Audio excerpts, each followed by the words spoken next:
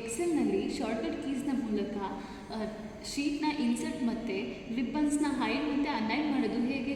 ನೋಡಿ, ಇವಾಗ ನಾನು ಇಲ್ಲಿ ಎಕ್ಸೆಲನ್ನು ಸಾಫ್ಟ್ವೇರ್ನ ಓಪನ್ ಮಾಡ್ಕೊಂಡಿದ್ದೀನಿ. ಸೊ ಎಕ್ಸೆಲನ್ನು ಓಪನ್ ಮಾಡಿಕೊಂಡು ನಾನು ನಿಮಗೆ ಮೊದಲನೇದಾಗಿ ಏನು ಹೇಳ್ಕೊಡ್ತೀನಿ ಅಂದರೆ, ನೀವು ಒಂದು ರಿಬ್ಬನ್ಸನ್ನು ಹೈಡ್ ಮತ್ತು ಅನ್ಹೈಡ್ ಮಾಡೋದು. ರಿಬ್ಬನ್ಸ್ ಅಂದರೆ ಇದು. ಸೊ ಇದನ್ನು ಹೇಗೆ ಹೈಡ್ ಮಾಡಬೇಕು, ಅನ್ಹೈಡ್ ಮಾಡಬೇಕು ಅಂತ ನೀವು ಫಸ್ಟ್ ಕೀಬೋರ್ಡ್ನಲ್ಲಿ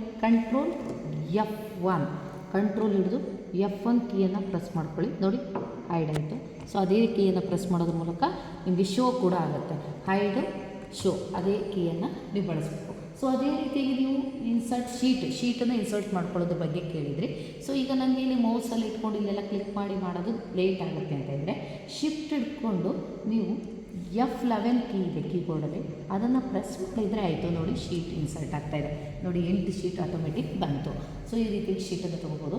ಅದೇ ರೀತಿಯಾಗಿ ನೀವು ಈ ಶೀಟನ್ನು ಮಿನಿಮೈಸ್ ಮಾಡಬೇಕು ಅಂತ ಇದ್ದರೆ ಕಂಟ್ರೋಲ್ F5 ಪ್ರೆಸ್ ಮಾಡಿ. ಸೊ ಶೀಟ್ ಅನ್ನೋದು ಚಿಕ್ಕದಾಗುತ್ತೆ ನಿಮಗೆ. ಸೊ ಅದೇ ರೀತಿಯಾಗಿ ನೀವೀಗ ಈ ಒಂದು ಏನು ಶೀಟ್ ಇದೆಯಲ್ಲ ಇದನ್ನು ಕ್ಲೋಸ್ ಮಾಡಬೇಕು ಅಂಥ ಸಂದರ್ಭದಲ್ಲಿ ಕಂಟ್ರೋಲ್ F4 ಯೂಸ್ ಮಾಡಿ. ಸೊ ನೀವೇನಾದರೂ ಡಾಟಾ ಮಾಡಿದರೆ ಸೇವ್ ಆಗಬೇಕಾ ಅಂತ ಕೇಳುತ್ತೆ. ಸೇವ್ ಆಗಬೇಕಂದ್ರೆ ಸೇವ್ ಅಂತ ಕೊಡಿ, ಇಲ್ಲಾಂದರೆ ಎರೋ ಕೀ ಮೂಲಕ ಬಂದು ಎಂಟರ್ ಬಟನನ್ನು ಪ್ರೆಸ್ ಮಾಡಿದರೆ ಶೀಟ್ ಅನ್ನೋದು ಕ್ಲೋಸ್ ಆಗುತ್ತೆ. ಸೊ ನಿಮಗೆ ಕೇಳಿದ ಮಾಹಿತಿ ಸಿಕ್ಕಿದೆ? ಎಸ್ ಮ್ಯಾಮ್, ಫುಲ್ ಇನ್ಫಾರ್ಮೇಷನ್ ಸಿಕ್ಕಿದೆ. Thank you so much ma'am. Welcome.